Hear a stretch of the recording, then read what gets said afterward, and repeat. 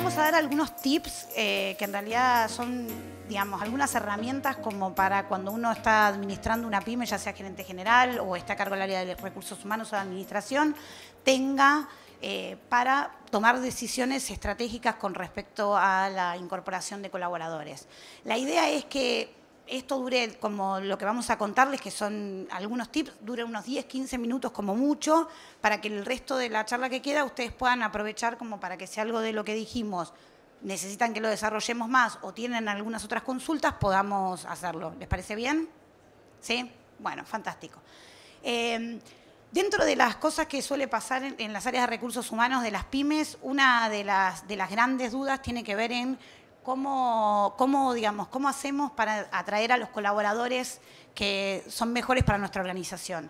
Algo que suele pasar mucho, digamos, nosotros somos una pyme familiar y de amigas, así que, digamos, como conocemos bastante este tema, es que al principio solemos rodearnos de la gente que conocemos, de gente que está idónea para hacer la tarea que está haciendo, pero que de repente es de nuestro entorno cercano. Primero porque obviamente es como lo que es más fácil y rápido en muchos aspectos, y después porque es lo que nos da confianza y en esos momentos cuando estamos arrancando necesitamos gente cerca que, digamos, en la que podamos confiar. Cuando uno va avanzando y va creciendo, la idea es empezar a trabajar en distintas estrategias que permitan incorporar colaboradores que nos hagan profesionalizar la organización, nos hagan, digamos, tener posibilidades de visiones diferentes, de personas que de repente vienen de distintos rubros o distintos ámbitos. Hace muchos años yo, digamos, me dedicaba a temas de hotelería, gastronomía y siempre me encantó el concepto de maridaje. ¿Saben todo lo que es el maridaje? ¿Sí? ¿No? No. Bueno, el maridaje es algo que viene más bien de la industria vitivinícola y tiene que ver con que no hay ni un vino bueno, rico o feo, y que, por ejemplo, a veces no hay un queso o una comida rica o fea, sino que a veces la combinación de ambos puede hacerlo mejor o puede hacerlo peor de ambos productos, ¿sí? Entonces, cuando yo escuché ese concepto, me pareció un concepto súper interesante para las organizaciones, porque tiene que ver con el hecho de que a veces uno piensa en un candidato ideal, armar un perfil perfecto de candidato, pero después ese candidato en nuestra organización dura poco o no se siente cómodo o no despliega lo mejor de sí. Entonces, el concepto de maridaje en lo que tiene que ver con incorporación de colaboradores está orientado en encontrar el candidato más adecuado para nuestra organización. Y también, digamos, que nosotros seamos la organización más adecuada para ese candidato, que eso también es muy importante, porque nos ahorra tiempo, frustraciones, dinero y un montón de cosas más. ¿Cuáles son las herramientas que a mí me parecen interesantes para utilizar en este aspecto? Una de ellas, y que es algo bastante loco porque nos cuesta someternos a eso, es cuando vamos a comenzar a incorporar colaboradores que no son del ámbito y hasta de nuestro propio ámbito, hacer una evaluación psicotécnica, primero a los dueños de la empresa, a los gerentes de la empresa y a los que van a ser jefes. ¿Qué quiere decir esto? Es decir, primero conocernos cómo vamos a ser nosotros como jefes, como dueños, como compañeros, o sea, el grupo que es el fundacional de la organización, para poder ver cuáles son nuestras capacidades, en qué somos buenos, porque nosotros sabemos que somos buenos haciendo el negocio que estamos haciendo, pero muchas veces no sabemos qué tan buenos somos coordinando a las personas que trabajan para nosotros o sacando lo mejor de ellas. Entonces, buscar un profesional que se dedique, digamos, a hacer eso, a que haga un psicotécnico, de una evaluación de potencial. Yo siempre hago una aclaración, no soy psicóloga y nosotros, digamos, no nos encargamos de esto, pero siempre hago la aclaración porque me preguntan, el psicotécnico no te va a decir si un candidato va a ser un asesino serial o no lo va a hacer, no te va a decir ese tipo de cosas. La idea del psicotécnico en el ámbito laboral está orientado pura y exclusivamente a conocer las potencialidades del candidato, ¿sí? Y qué es lo que a ese candidato le funciona para sacar lo mejor de sí, ¿tá?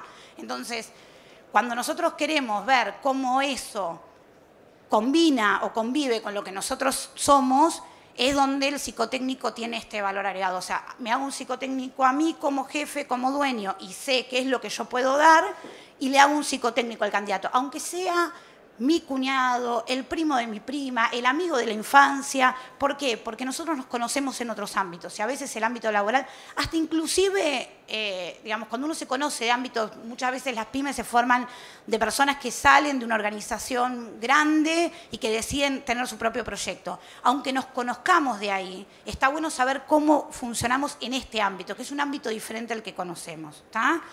Bueno, después otro concepto que es, digamos, que tenemos que empezar a abrazar y como dicen a veces que nos lo tenemos que creer, es qué es lo que tenemos de bueno las pymes como empleadoras.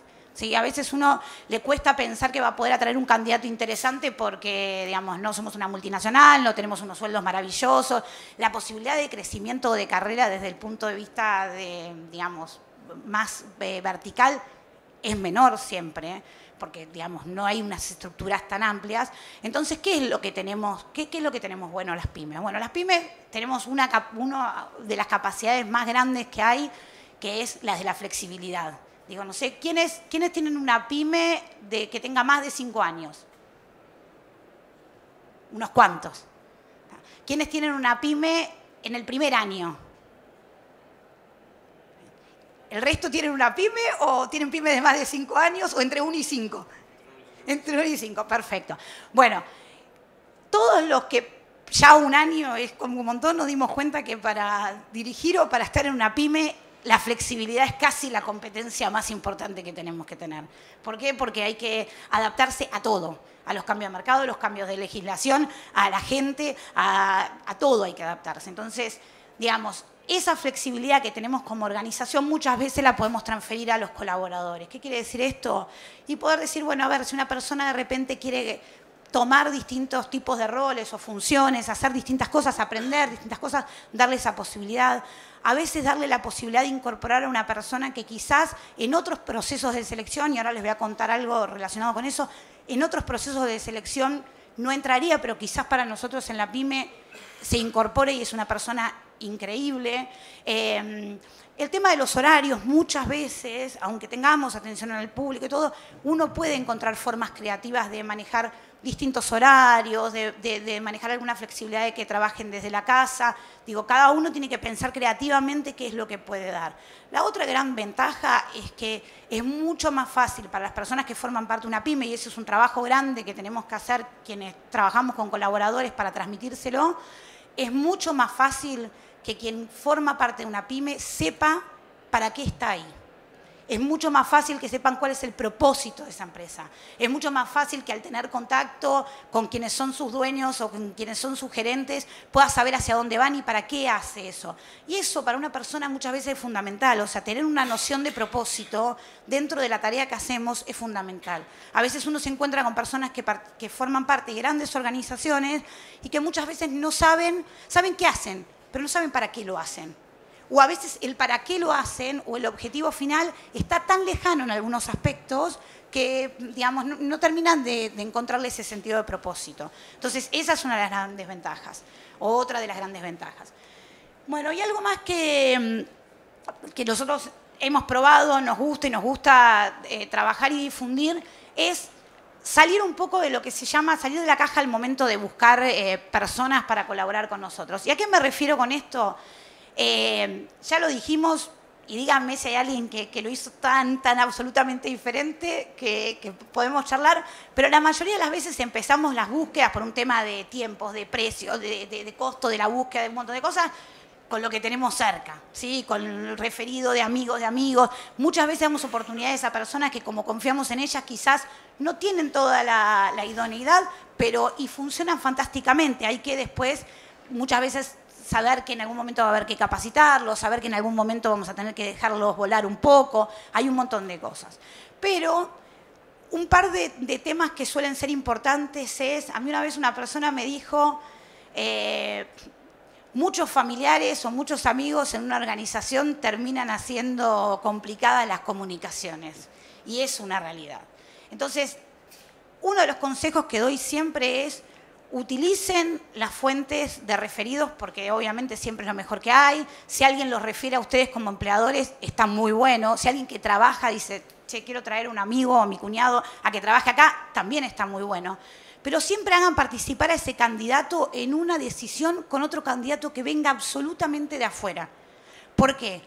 Porque primero nos vamos a quedar tranquilos que el candidato que elegimos, no lo elegimos porque es amigo o primo de, sino porque dentro de los candidatos que nosotros teníamos para elegir, era el más idóneo. Entonces también eso le da una fortaleza a la persona que ingresa para sentirse más comprometido con la organización. La segunda, porque a veces nos damos la oportunidad de conocer miradas de otro tipo, nos damos la oportunidad de conocer personas que quizás trabajando en nuestro círculo más cerrado no hubiéramos podido. Y la tercera y gran, pauta para esto tiene que ver con empezar a buscar personas en lugares donde uno no está acostumbrado a buscar. ¿Y a qué voy con esto? A las pymes generalmente nos cuesta conseguir gente, nos cuesta que muchas veces que la gente se quede, o sí se queda, pero a veces como que, digamos, tenemos algunos temas. Y muchas veces yo escucho, yo formo parte del comité de Idea Pyme, entonces estamos como en forma constante varias pymes juntas y charlando, y muchas veces lo que escucho es, no consigo gente que se comprometa. Cuando salgo a buscar afuera no consigo gente que se comprometa. Y a veces el tema es que no estamos buscando bien. Hay en Argentina, de hecho hay una que sé que tiene un stand acá, hay 3 fundaciones mínimo, que son Fundación Forge, Empujar y Pescar. Son 3 fundaciones que trabajan con chicos en el último año de la secundaria, que quieren hacer una diferencia en su vida, que hacen una formación en ese último año de habilidades blandas, o sea, les enseñan temas de comunicación, les enseñan temas de atención al cliente. Con esas fundaciones colaboran grandes organizaciones, entonces tienen como docentes directivos de empresas muy grandes que se dedican a esto. ¿Y saben qué? El 90% de los chicos que egresan de eso los toman las grandes empresas, ¿sí? Y a los 3 años de eso, de ese 90% de chicos que ingresaron, hay un 70% que siguen trabajando en grandes empresas.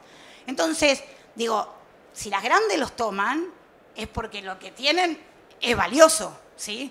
Entonces, porque esto no sale un peso, o sea, uno se contacta con estas fundaciones y les pide a las fundaciones que le acerquen candidatos, ¿sí? Podemos tener un espectro mucho más amplio y conocer gente muy diversa. Y por otro lado, vamos a estar en muchos casos teniendo, y se los puedo asegurar por experiencia propia, personas porque digo, el chico que a los 17 años dio el paso de hacer algo más que ir al secundario, ya nos está contando algo. No sé quiénes trabajan mucho con gente joven, pero pasa de seguido.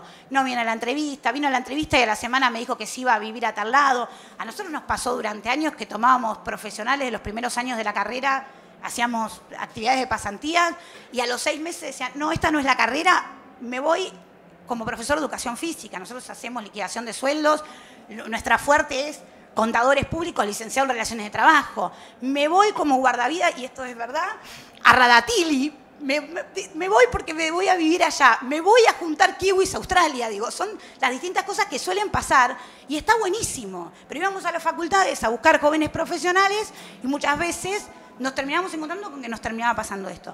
Fuimos a otras facultades o a otras fundaciones donde también hay chicos que estudian carreras universitarias, pero tienen otras realidades. Y entonces, son profesionales, tienen mucha motivación para trabajar y tienen muchas ganas de hacer la diferencia. Entonces digo, no se pierdan esas oportunidades porque a veces, como nos cuesta muchas veces el networking, como tenemos menos información, como no formamos parte, digamos, de un grupo al que invitan a este tipo de eventos como para enterarse, digo, a los eventos que hacen estas fundaciones, que muchas veces obviamente convocan por una cuestión de volumen a empresas grandes, averigüen, contáctense, formen una red, ¿sí? Eso es súper importante. Bueno, ahora vamos a la parte más dura, como quien diría, bueno, la parte de los números. Malo. No tengo micrófono, a ver. A mí me toca como lo más duro dentro de lo que es recursos humanos. Yo soy especialista en liquidación de sueldos, así que les voy a dar un grande pantallazo. ¿Qué es lo que tienen que hacer para no obtener una contingencia, quizás por falta de conocimiento? Lo primero es cuando ingresa una persona a trabajar en la compañía nuestra, lo que tenemos que hacer es darle la clave de alta temprana. Pero la clave de alta temprana, para que no tenga ningún riesgo, la tenemos que dar con 24 horas al ingreso de la persona. Porque si la damos con posterioridad ya está vencida y la AFIP nos puede mandar una multa por eso, o puede decir que lo teníamos trabajando en negro desde mucho más tiempo el que lo estamos dando de alta. Así que eso es como imprescindible para que no surja una contingencia con AFIP o una deuda o multa después. Después, otra de las cosas que por lo general el Ministerio de Trabajo, las inspecciones siempre toman como punto de relevancia es el legajo físico. El legajo físico de la persona, por lo general, está normado en la ley. ¿Qué papeles tiene que tener? Toda la documentación. Tiene que tener una ficha con todos los datos personales de la persona. Tiene que tener una declaración jurada de domicilio de la persona. A su vez tenemos que tener todos los certificados de nacimiento de sus hijos, más los certificados de matrimonio, el alta en el seguro de vida obligatorio. Si alguno de esos papeles no se encuentra dentro del legajo ante una inspección, puede pasar que nos genere una multa ante el Ministerio de Trabajo. Otra de las cosas es que tengamos en cuenta el correcto encuadramiento cuando vamos a tomar una persona dentro de la actividad.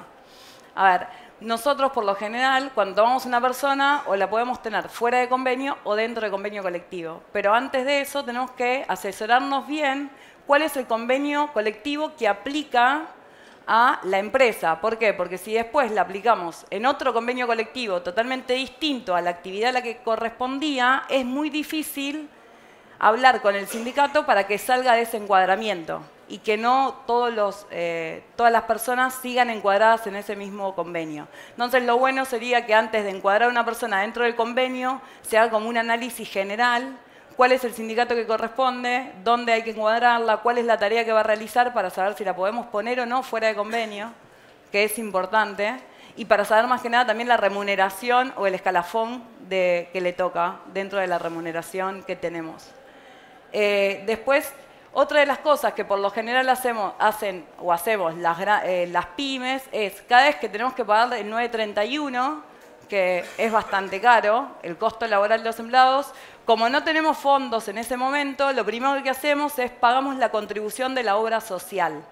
Y la realidad es que lo que más importa es pagar los aportes que le retuvimos al empleado. Es decir, nosotros cuando liquidamos un sueldo tenemos la remuneración bruta y le hacemos descuentos de jubilación, Ley 19.032, obra social y los descuentos sindicales.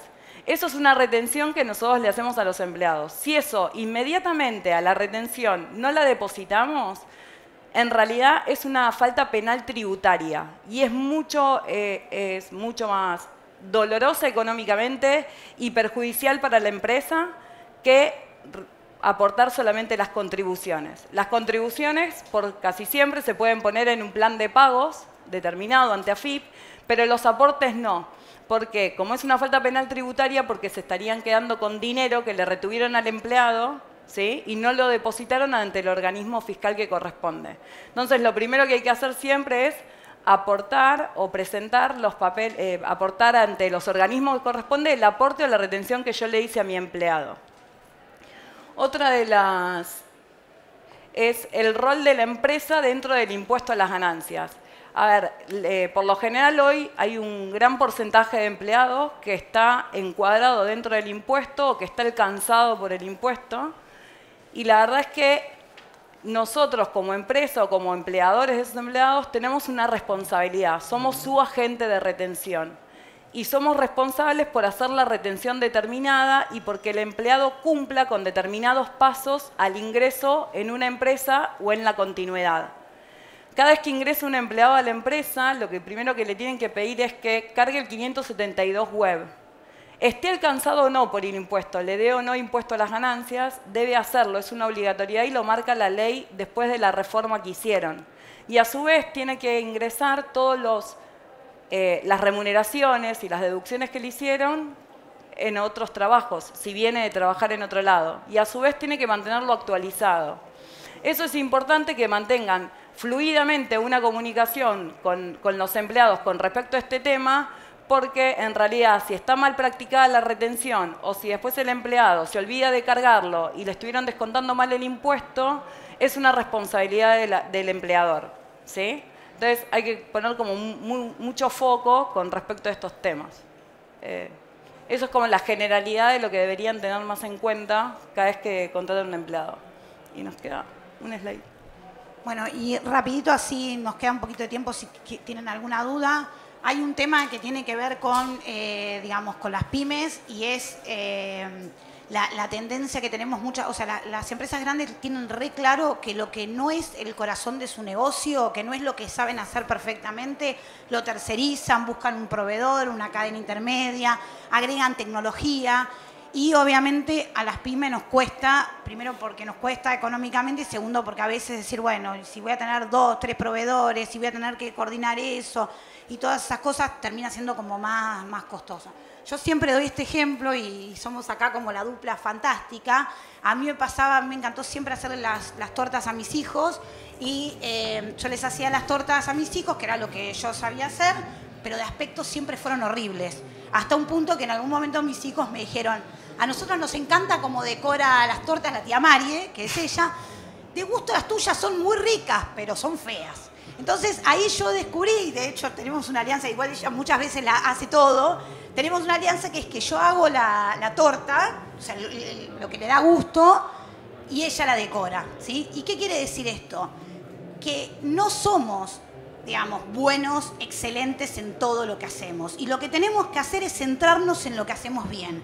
Si yo tengo un negocio que se dedica a tecnología, probablemente hay temas legales que no conozca o temas contables que no conozca. Si yo tengo un negocio que se dedica a diseñar ropa, probablemente haya muchos temas de tecnología o de números que no conozca. Entonces, siempre es bueno centrarse en lo que uno sabe hacer porque es lo que nos hace crecer y dejarle a otros de la posibilidad de que hagan lo que uno no sabe hacer. Y obviamente cuando uno busca a otros, tiene que buscar a alguien que sea experto en lo que hace o que sepa hacer lo que hace, igual que nosotros hacemos lo nuestro. ¿Está? ¿Estamos? ¿Podemos preguntas o ya estamos? Ya estamos. Estamos con el tiempo. Estamos con el tiempo, bueno, ok. Sí. Dos cosas. Una es, a todos los que participaron de la charla, a la salida va a haber una persona que les va a dar un papelito para que completen. Vamos a hacer un sorteo de una experiencia, una Big Box, para que puedan hacer lo que quieran. Desde algo más de adrenalina, si les falta adrenalina dirigiendo una pyme, o algo más relajante si lo necesitan.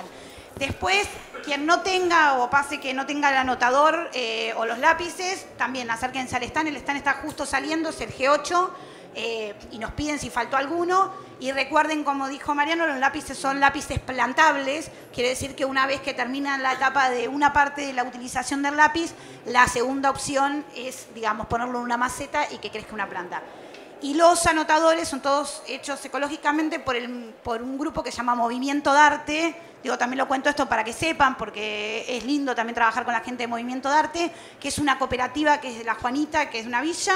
El Movimiento Darte, por cada anotador que uno compra, que pueden hacer una compra de uno solo, digo, de un cuaderno, de un anotador, dona otro a una escuela del interior del país o transforma parte de esa plata en becas para chicos del interior del país, en becas de educación, ¿sí? Bueno, estamos en el stand G8, los esperamos, gracias. Gracias.